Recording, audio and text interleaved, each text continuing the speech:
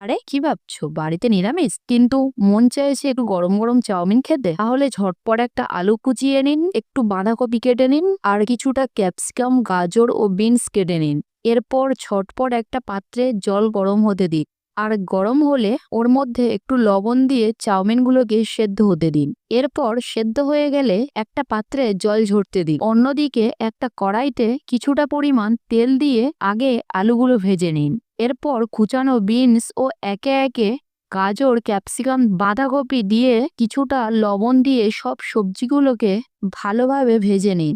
ভাজা হয়ে এলেই দিয়ে দিন সেদ্ধ করে রাখা চাউমিনগুলোকে। একটু নাড়িয়ে দিয়ে দিন সয়া সস, টমেটো সস আর একটা ম্যাগি মশলা দিয়ে নাড়িয়ে নিয়ে স্বাদ অনুযায়ী গোলমরিচ গুঁড়ো দিয়ে নাড়াচাড়া করে গ্যাস বন্ধ করে দিন। আর বাড়িতে বাচ্চা থেকে বয়স্ক সকলকে পরিবেশন করুন ও নিজে খান, দেখবে বিকালটা এক প্লেট চাউমিনের সাথে জমে উঠেছে।